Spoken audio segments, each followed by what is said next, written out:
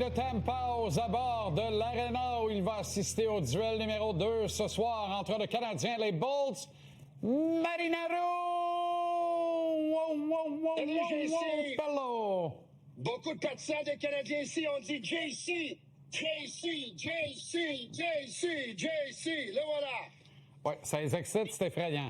Alors, ceux qui veulent du jeu robuste risquent d'être servis ce soir, mon cher Tony. Entrée de Carlyle et Sabourin, ça risque de devenir très intéressant très rapidement dans le match. C'est sûr et certain que ça risque d'intéressant avec Carlyle en défense puis Sabourin qui joue évidemment en attaque.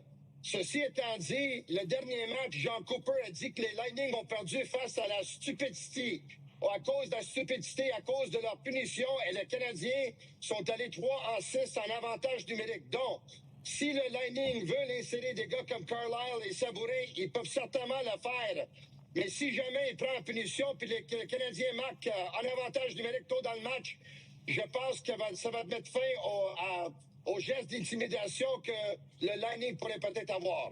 Oui, parce que l'erreur de Cooper, c'est peut-être de penser que le quatuor d'officiels ce soir n'est pas au courant qu'on rajoute 480 livres de muscles dans ce match-là, justement avec des redresseurs de tort. Alors, ils vont être sous la loupe. Ils peuvent entraîner dans leur sillon des gars comme Kucherov, qui a la fâcheuse habitude de la jouer un peu du bâton et à prendre de mauvaises pénalités également. Ça peut faire très mal au Lightning. C'est une décision qui peut se retourner contre Cooper. Je la trouve audacieuse un peu. Je sais pas ce que tu en penses, là. C'est audacieuse, mais évidemment, lui, il essaie de donner de l'énergie à son équipe parce qu'il trouvait peut-être que son équipe manquait d'énergie puis manquait de robustesse lors du premier match. On dirait même qu'à certains moments, ils étaient un peu découragés. Lors de leur entraînement hier, ils avaient l'air d'une équipe découragée aussi, dont lui il a peut-être besoin d'un électrochoc.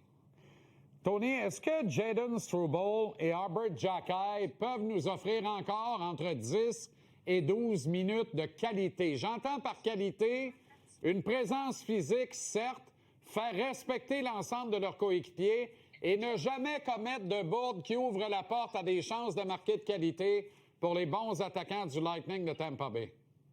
Je vais aller plus loin, JC. Si jamais c'est un bon début de match pour le duo Struble-Jacquet, je pense qu'il pourrait même avoir plus de minutes de temps de jeu ce soir parce qu'évidemment, le Canadien ont déjà un match d'avantage sur le Lightning. Et deux, je vois très mal Lane Hudson jouer 29 minutes pour un deuxième match consécutif. Donc, le fait que le Canadien en avance de 1 match à 0 et le fait qu'Hudson a joué 29 minutes lors du dernier match, si jamais le Canadien part bien la rencontre, on pourrait voir Jacquet et Struble pour plus que 10 minutes et plus que 13-14 minutes. Es-tu d'accord avec moi pour dire que le Canadien doit sortir son match A et que c'est son match le plus important de la saison ce soir? Je t'explique. Si tu bats le Lightning une deuxième fois en jouant comme si à une défaite était éliminée, tu t'en vas en vacances, tu rentres à Montréal en avant 2-0 et tu peux toujours te dire, ça se peut qu'ils nous battent, mais ils ne battront jamais 4 fois en 5 matchs. Ultimement, tu gagnes ce soir, tu gagnes la série.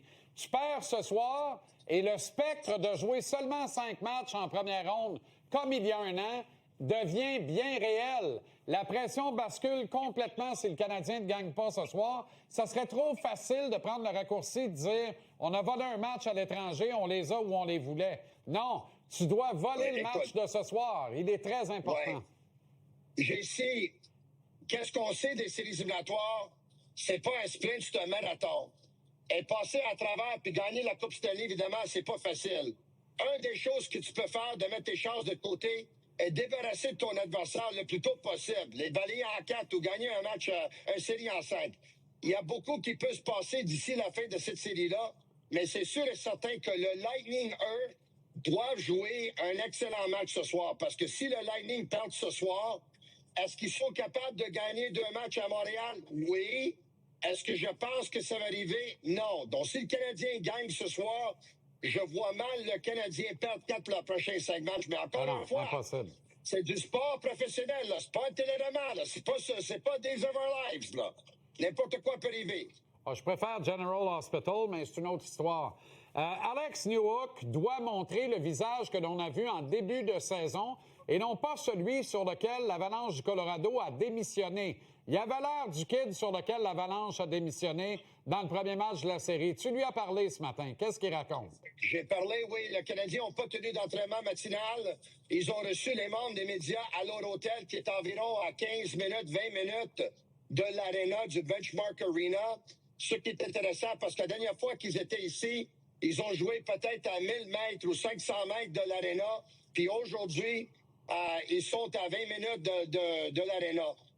Moi, j'ai posé la question à Nowak. Est-ce que tu penses que est-ce que tu sens moins de pression pour produire offensivement en sachant que ta priorité numéro 1, c'est de limiter le trio de pointe Kucherov et Gonzalez? Il dit effectivement, je ressens moins de pression. C'est sûr que je vais contribuer au niveau de l'attaque, mais la priorité numéro 1, c'est de limiter ces joueurs-là.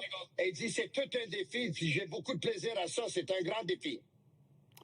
OK, Tony. En terminant, je te suggère ceci. Si après 10 minutes en première, il n'y a toujours pas d'espace et personne chez le Canadien, surtout le premier trio, est capable de s'en créer, on insère Anderson pour quelques présences à la place de Slav, puis on réunit Slav à Kapanen et Demidov. Puis on va chercher un one-two punch, on crée de l'espace pour Suzuki Caulfield, puis on mélange Cooper encore un peu. Écoute, c'est possible de voir Slavkovski sur le deuxième trio à un moment donné pour essayer de mélanger Cooper un peu. Mais on va voir ça avec quoi le score. Je te laisse avec ça. Des partisans des Canadiens. Ciao, Bellows, ciao! Le coach